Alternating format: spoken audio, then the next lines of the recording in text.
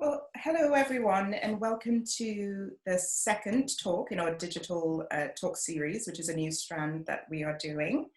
My name is Kaia Charles. I'm one of the co-curators here at Now Gallery. And for those of you who may be joining us for the first time, we are a public art space in North Greenwich, Greenwich Peninsula. And we're hoping to carry on bringing you or exhibitions and cultural content through digital strands. So tonight I'll be speaking to Manjit Tapp. It's going to be quite informal. We're hoping that you can get involved and that you can draw alongside of Manjit. And we will just be, we've basically provided a download from Manjit, and we're hoping that you've been able to download that. If not, fear not, you can just draw as you would on pens, paper, Okay, so just a few house rules. Please just get very comfortable. It's going to be a very informal discussion. Get a cup of tea or a glass of wine. Get your markers and pens and paper, as I've said. Keep your mics on mute. And we're going to have a chat running. So please do submit questions you want to ask Manjit or myself.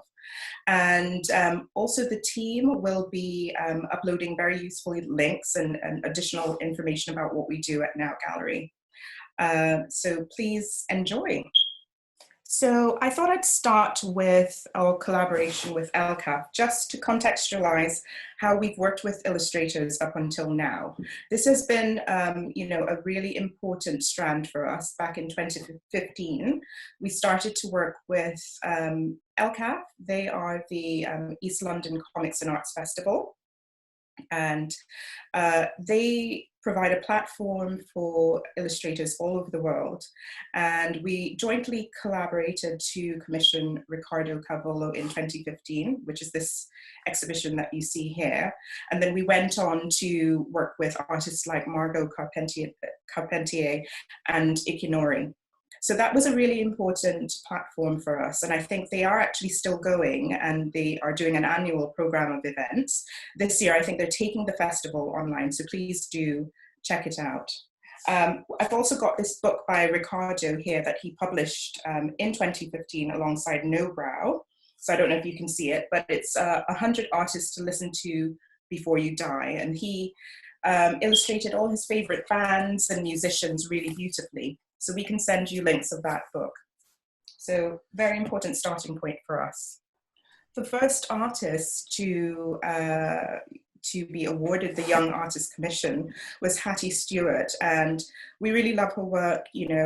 She's really well known for her doodle bombing campaign. So you can see it here featured. So what she does is she takes over well-known publications like ID, Vogue, Love magazine here, and she creates a kind of subversive overlay of her drawings, and she's amassed a kind of cult following as well.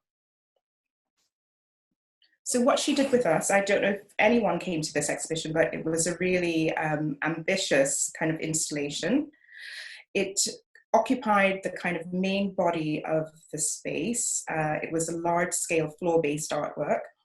And Hattie draws references from kind of 60s psychedelic culture, cartoons like Betty Boop. And I don't know if anybody's seen kind of Who Framed Roger Rabbit, but it's kind of a meeting of reality meets kind of, the cartoon world. So she did that, and she translated that from her 2D work into her 3D sculpture that she did for us here. And the idea and premise of that was creating an alternative art world or an alternative landscape that you could kind of get lost in.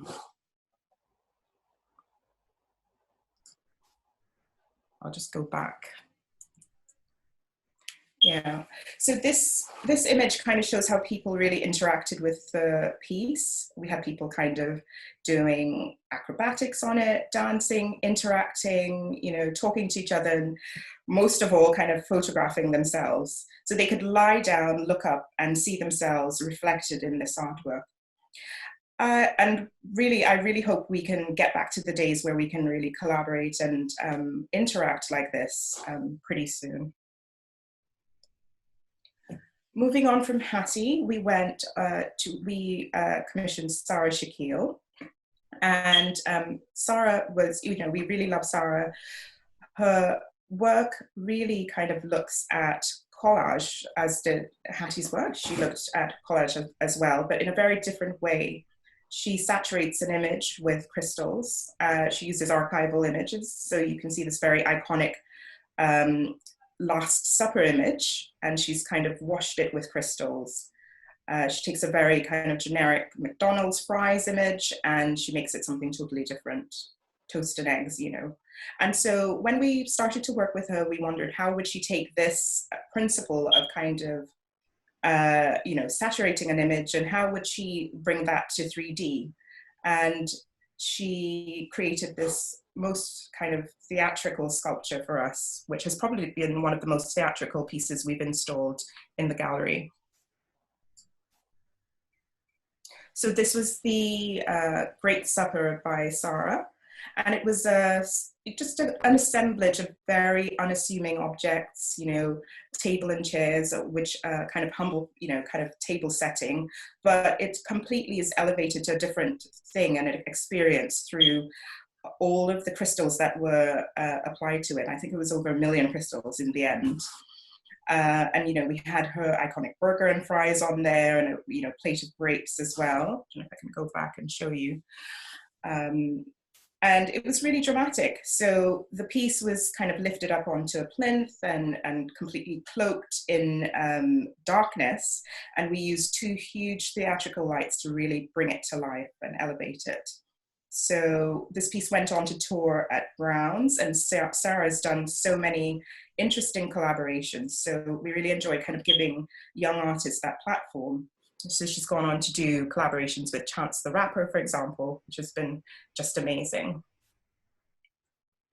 So we're going to move into speaking to Manjit. I'm really keen to see how Manjit's work, which is really delicate, and how that will then evolve into a 3D piece as well for Now Gallery. So Manjit has, of course, been awarded the Young Artist Programme. We're hoping to bring you dates soon, once we have more clarity around COVID.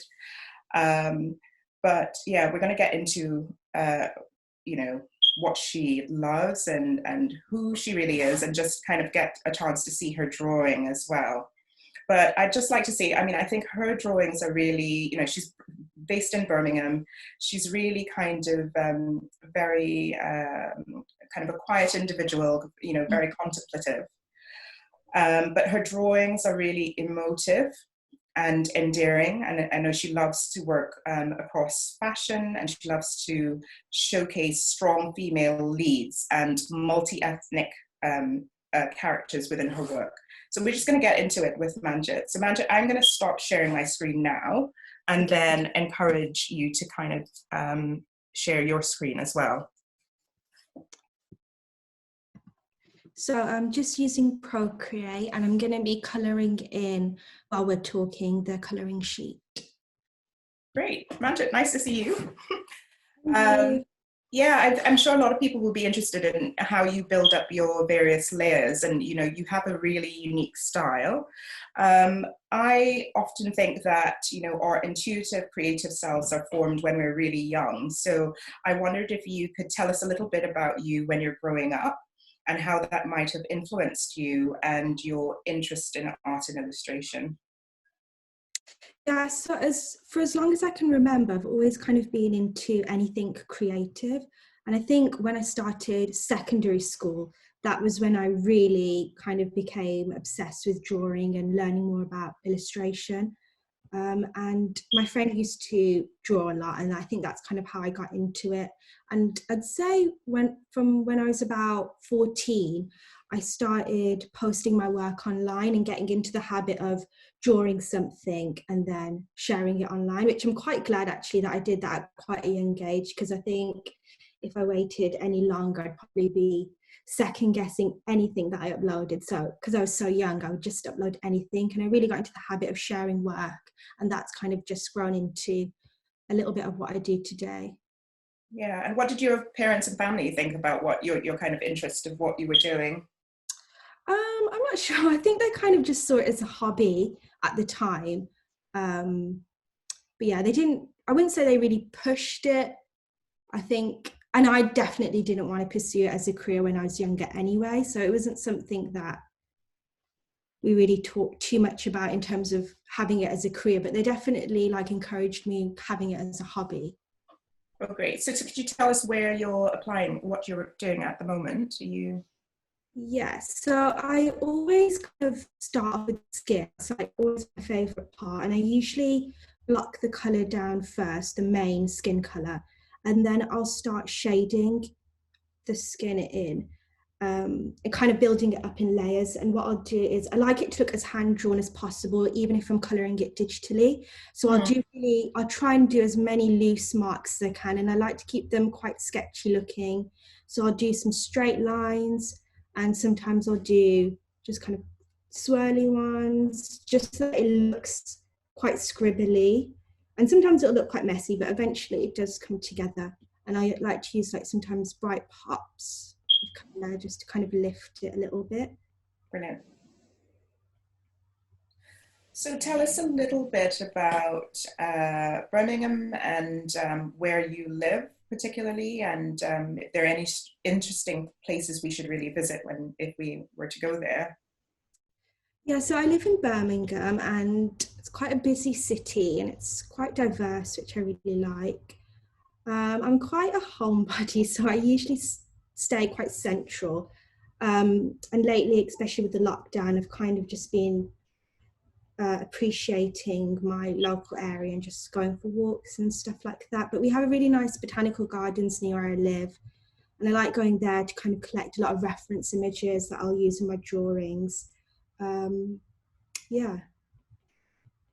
Great. And I think earlier you mentioned the icon gallery. That would be. Yeah, so we have a small gallery. There's a few galleries, but one of them is Icon, and it's a small kind of more independent gallery, I would say.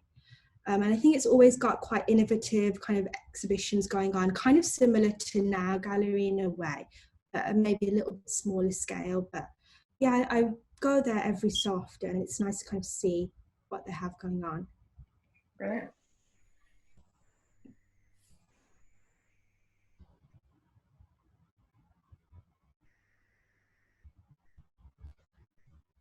I'm just going to give Manjit, because it's quite intensive drawing like this, so I don't want to fire questions at her all the time. So if we're pausing, it's just for her to kind of build up the drawing in layers. Yeah, so I always like to use a brush that kind of mimics pencils. It's this one, and it's very similar to like a drawing pencil. So I like it to build it up slowly. And as you can see, I like to be a little bit messy with it and scribbly. Mm-hmm. Yeah.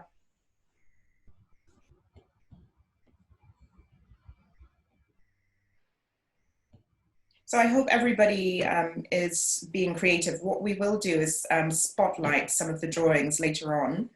And do please submit questions to the chat that you'd like to ask us as well.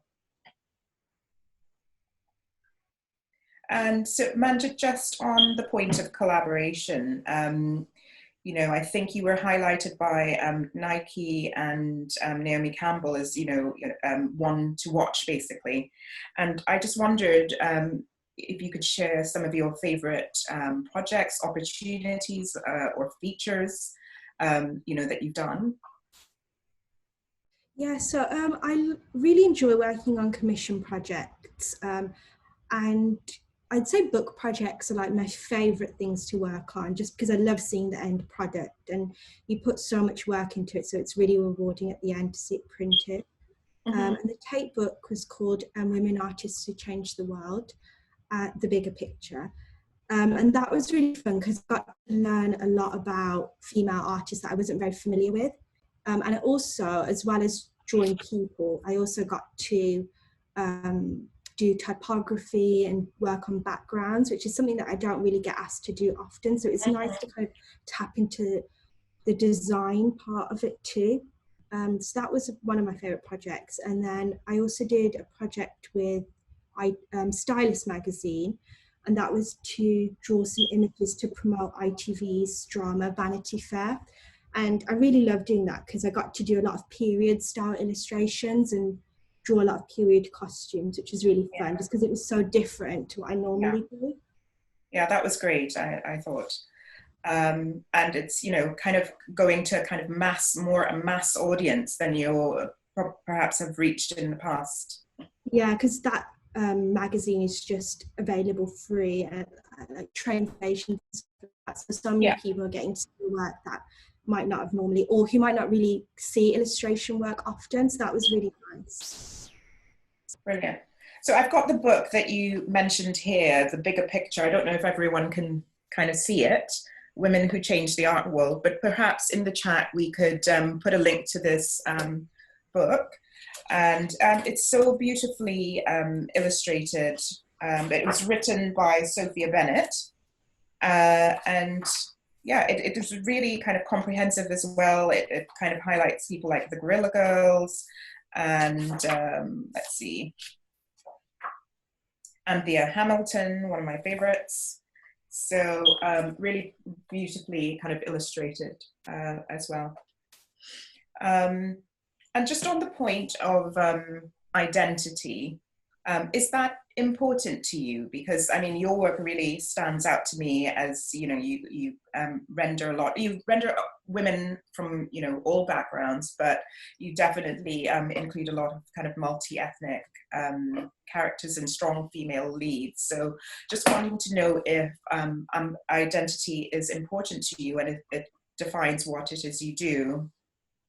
Yeah, I would say I always think a lot about when I was younger and kind of how growing up, didn't really see anyone who looked like me on TV or in magazines or anything like that. And I think that kind of led to not having a lot of confidence or not really wanting to embrace my culture almost. And then as you grow older, you get more confident anyway, and you learn more about your culture. And I kind of just started becoming a lot more aware of the fact that when I was going to places like galleries on school trips, that I wasn't seeing people that looked like me in the pictures or people who were making the pictures.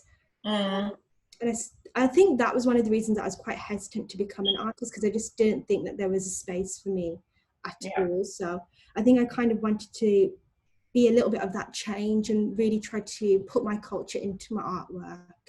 And now it's not something that I even think about, it just kind of happens naturally, and people kind of, it's nice for other people to kind of see themselves in the artwork, and it's a change from what I had when I was growing up, which is nice. Great. Yeah, and I just think that that whole idea of representation is so important, but also how the artwork kind of comes across and what you've captured and the essence of the artwork. So yeah, I think they're really beautiful and definitely stand out to me. If people are submitting questions to the chat, just know that we are keeping a note of them, and we're going to put them to Manjit towards the end of the discussion. So please do submit your questions.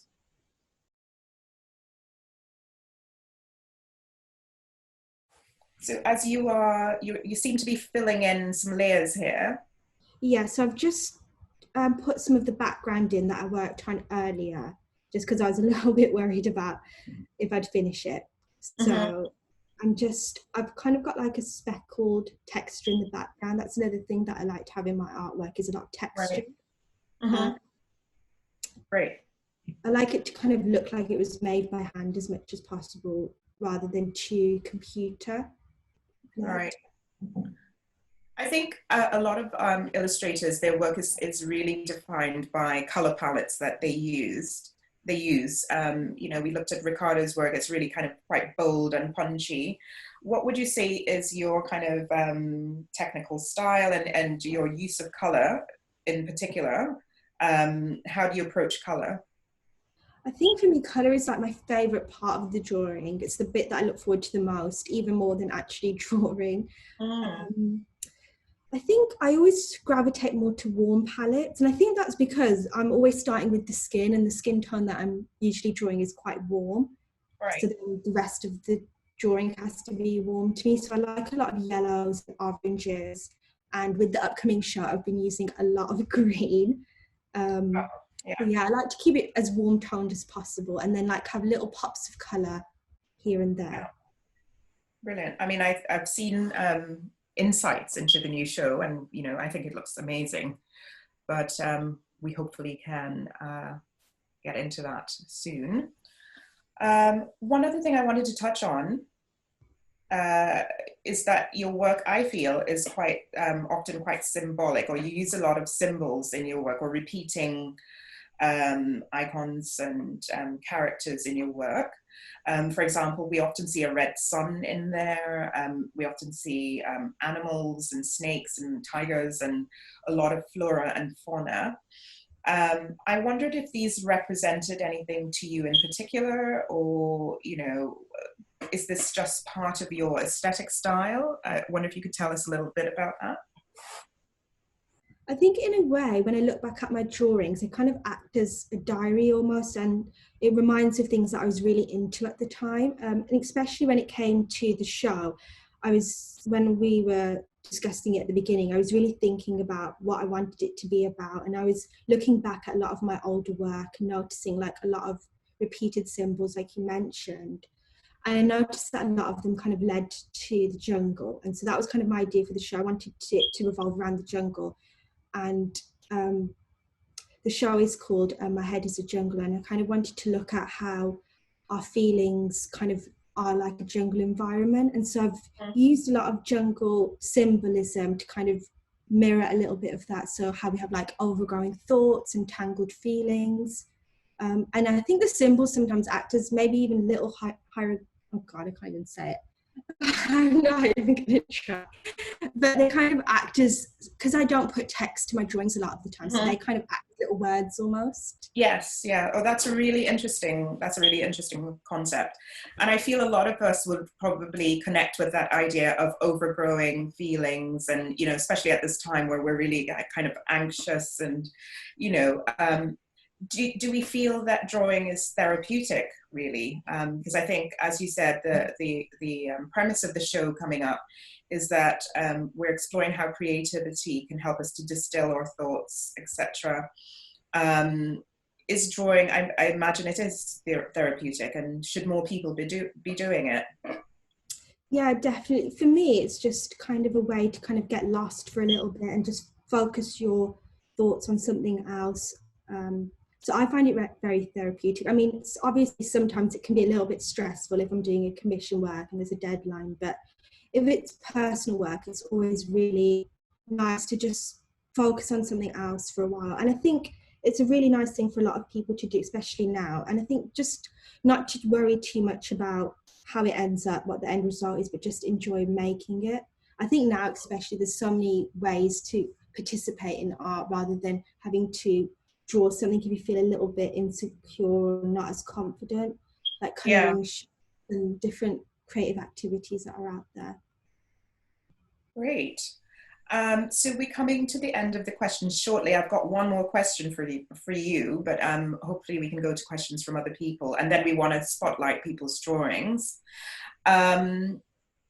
So I just wanted to know how do you feel that you can encourage young people to start exploring their creative selves?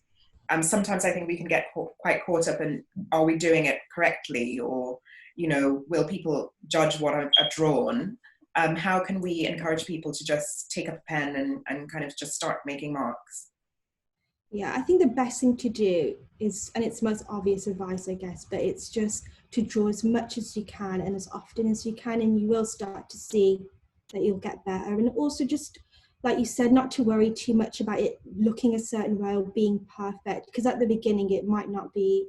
And I think also, don't worry about posting it online. Maybe just keep it for yourself for a while, because I always like looking back at my really, really old work. And it can be embarrassing, but there's something really nostalgic about that. So it's always nice to think that it's going to get better, and just drawing as much as you can. I think drawing from life as well, sometimes people find that really helpful. Yeah, that's really great, drawing from life. And we've got so much time now that I think it's if you don't draw, if you haven't drawn in the past, like, it's a really good time to start. either drawing or doing other kind of, creative, finding another creative outlet, really. Yeah, I think if you're stuck for ideas, sometimes I'm stuck for ideas too, and sometimes I'll find a scene from a movie that I really like, or find fashion image that I really like, and I'll draw that. So I think sometimes if you're stuck for what can I draw, that's a really good idea as well. Brilliant. And are the kind of Asian protagonist that is often featured in your drawings, is that an autobiographical image, or? I think in a way, yes. In a way, no. I mean, they definitely don't really look like me, but there's certain things, like if I'm into like a certain piece of jewelry or clothing, then I'll include that in her. But I think they're quite separate. And I think to me, they're all different people, but a lot of people think it's all the same person, which is, I also kind of like that idea too, that it's always the same person. Yeah, that's really lovely.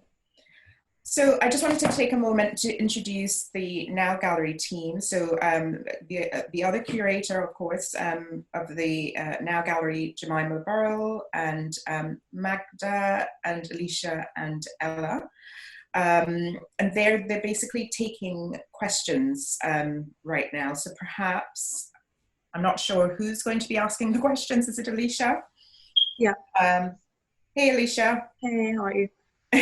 So the first question I have is, I love Procreate. What a treat to see you using this program. Why did you start to use this app? I found it the most easiest to use, actually. I think I did try some of the other ones that are out there, and they're a little bit difficult to get into, but this one just felt so easy to use. And I also like that it's just like a one-off payment. It's not like a monthly cost or anything like that. And the brushes, I really recommend. The brushes are really nice. They kind of, if you're into painting more, then they have really good brushes that mimic paint really well. If you like drawing, like me, then they have really great pencil brushes. And I use it a lot. When I first got it, it took me a while to really get into it, but now I use it so much. So it's my favorite. The next question is from Victoria. Where do you get your inspiration from? Do you have any favorite places or certain routines that you do? I think I get it from a bunch of places. Like I always keep a folder on my laptop of like images that I come across online that I really like, and I'll throw them in there. And it can be anything from like fashion, movies, just like sometimes it's just like a picture of a plant that I really like the colours of. So I just want to remember that colour palette for later. All sorts of things, really. Brilliant. The next question we have is from Shivani. Do you ever use Photoshop? Some tips for a beginner, please. Oh yeah, I use Photoshop more than I use Procreate. And I finish all my work on Photoshop just because for commissions it's just so much easier. And I feel like I'm not actually the best at Photoshop. I've just kind of learnt my way around it, but there's probably way shortcuts and more advanced things I could be doing with it. I've been using it since I was about 14, so I really just learned as I've gone along. But I would maybe look at tutorials on YouTube and think about what the specific thing that you're trying to do and look for that specific tutorial, because I'm still looking at tutorials now and there's certain things that I'm not sure how to do. So yeah, it's hard to kind of give tips, but it's definitely, I don't find it as difficult as other programs like Illustrator, so you will get through it. The next question I have is from Samira Cook. She said, I'm really interested on Manjit's view on art collage, whether it's necessary or not. Art collage. That's kind of a difficult question. I think I really like collage personally, and I kind of sometimes think my artwork is a little bit like collage because I scan in a lot of different textures and papers, and I'll make marks on paper and scan them in and layer everything. So it's kind of like a digital collage in a way. But no, I really like collage. I don't really look down on any type of art really.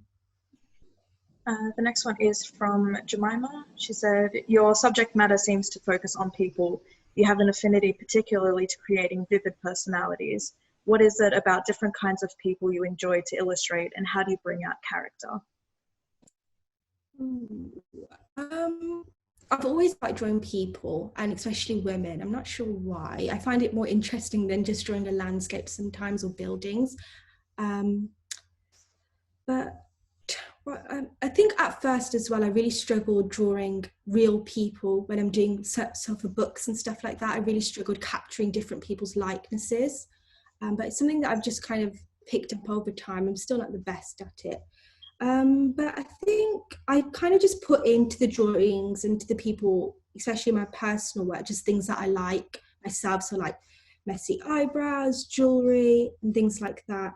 And I think it just kind of comes together, but I'm not really sure. The next question we have is from the Suda. They say, I find myself really attached to whatever perfect piece is in my head, and my actual drawing almost inevitably falls short, which feels frustrating. Do you have any words of wisdom on how to remedy this feeling? Yeah, I think that happens to me a lot. I think you're sometimes halfway through with a drawing and you feel like it's almost there, but you don't know how to finish it, and it's so annoying. Sometimes it's really good just to take a break from it and come back later with fresh eyes, or even show someone, like show a friend or anyone that you live with, and see what they think. They don't even necessarily have to be into art, but sometimes just hearing a different perspective can give you an idea that you didn't think of. But yeah, just time away and asking for advice, and that's good. Great. I mean, I think what we could do is take a pause and maybe spotlight a couple of the drawings that people have been doing, if they have. So what I'd encourage people to do is just to hold up their drawings if they have been doing them. We can spotlight them, and then we can go back to more questions to Manjit, if that's okay. Yeah. Oh, here's one.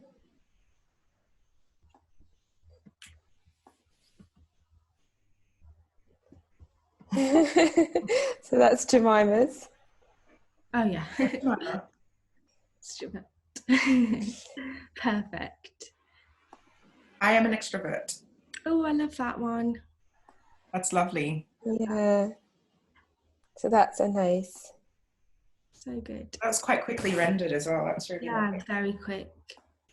I think maybe people are being a bit shy because I can't see. Oh, here's another one.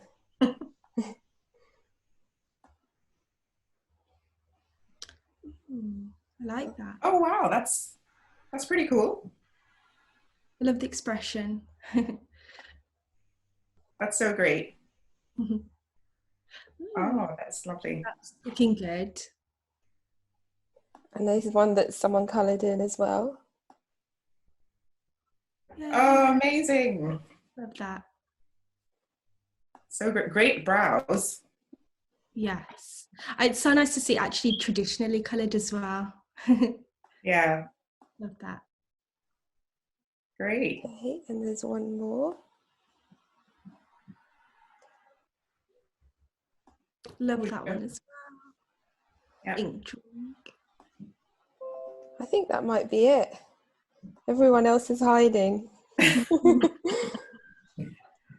Thanks everyone for getting involved with that. All right, well, I guess we could go back to a few more questions for Manjit, and then we probably will wrap up after that.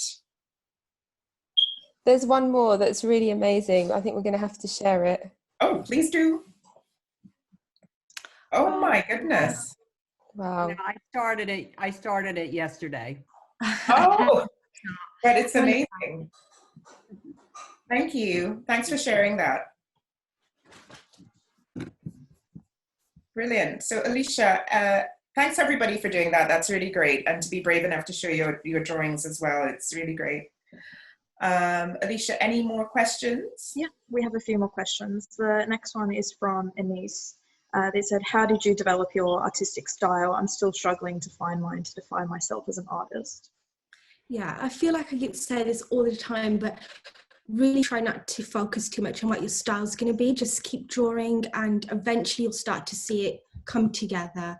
I think when I started out, my drawings were so different to how they are now, and even now it's changing. And I think you want to kind of look at a style as something that's always going to be evolving and changing, which is a good thing. draw as much as you can, and slowly you'll start to see things that you like, so you want to keep doing those, and then things that you don't like, start making changes each time, and you'll start to kind of see it coming together. It does take time, but yeah, really try not to worry too much about that, because I think sometimes that can be really off-putting.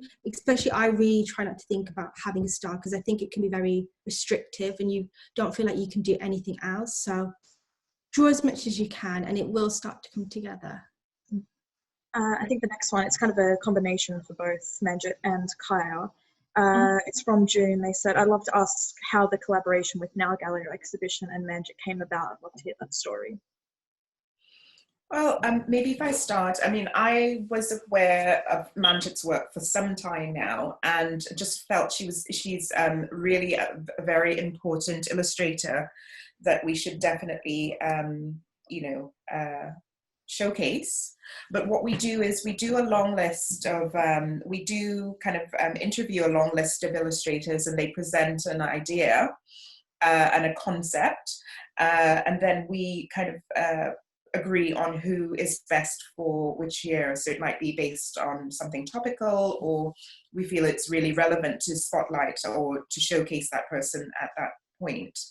So Manjit's work, I think, is perfect for this year, in that we, I think it's going to be a summer exhibition, of course, but I think coming out of what we're coming out with at the moment with our current kind of situation, it's a really contemplative show, and we're hoping that we can share dates of when that will happen very soon. Yeah, it's been really fun for me to work on. It's going to be my first solo show, and it's really been nice to think of the space, and because I'm usually just working 2D, so it's really nice to think of things 3D, and it's challenging but really fun. I'm really excited about it. Great, yeah, and I think a lot of people find it really interesting it's quite challenging and ambitious to take it from 2D to 3D, but it's such a great growing part of your kind of growth as an artist, really.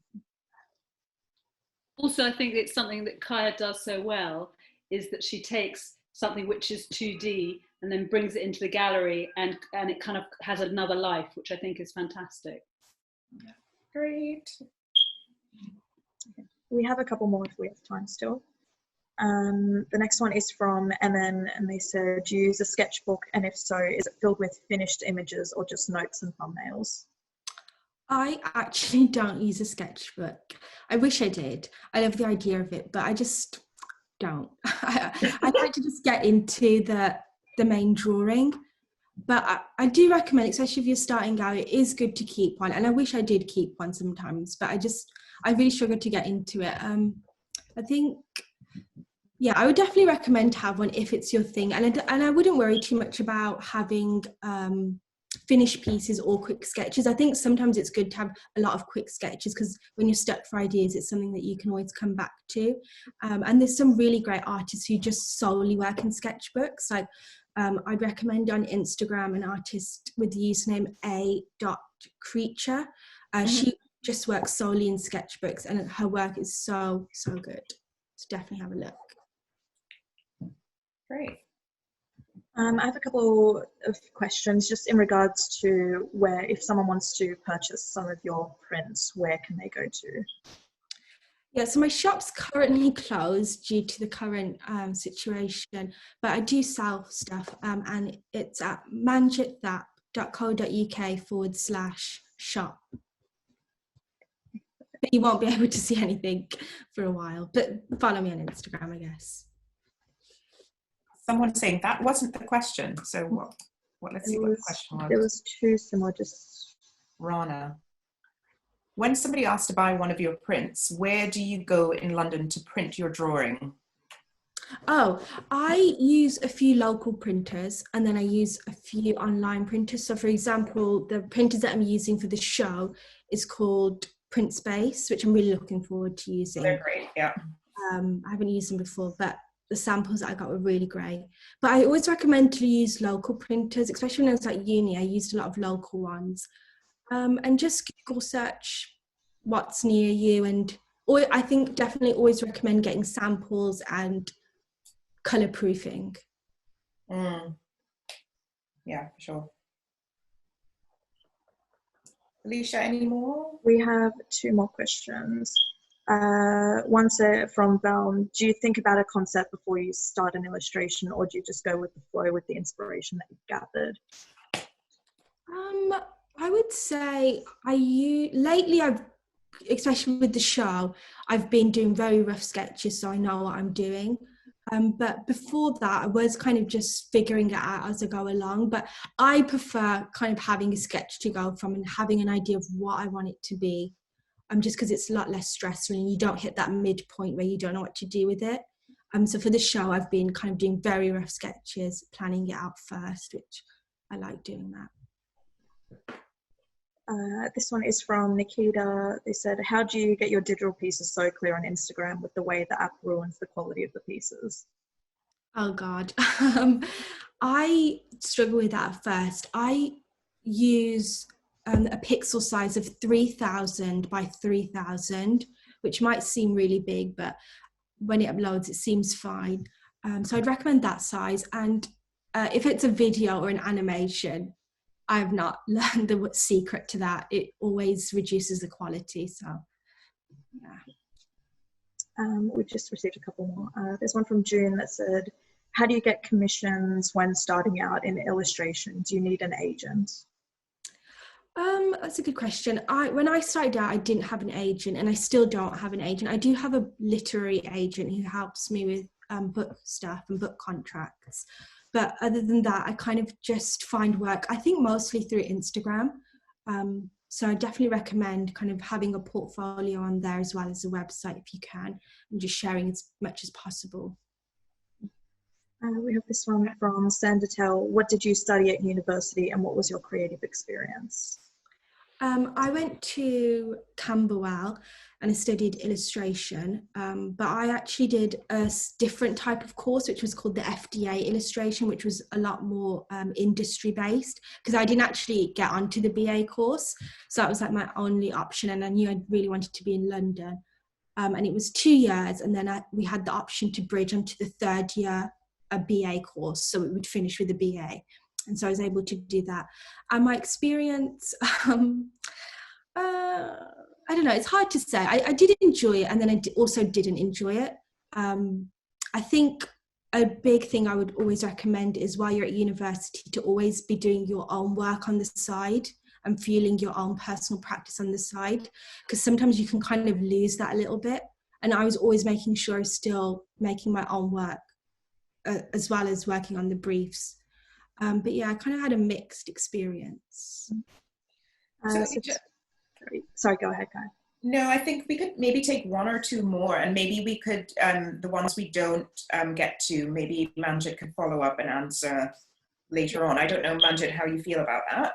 Yeah, it's fine. If you want to maybe send me a message through Instagram or something like that. I think this one's a good one to finish on, from Victoria. What are your main goals for the next 5 years, and where do you see yourself as an artist? Oh gosh, I try not to look too forward in time. I think the gallery, like having a solo show, is like a big one for me.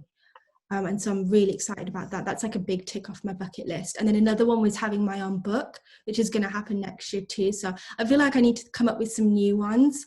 I think it'd be really cool to kind of collaborate with like a clothing company maybe.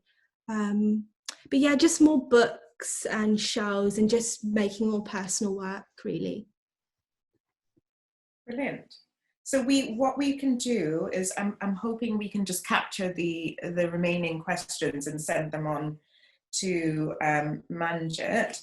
But from us at Now Gallery, we really wanted to really thank everyone. I don't know if there are any more drawings to share. Anyone? No?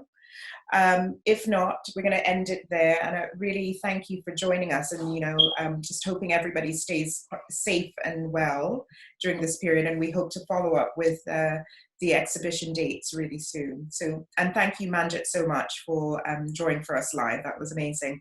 Thank you. Thank you for everyone for joining in as well. Thanks, everybody.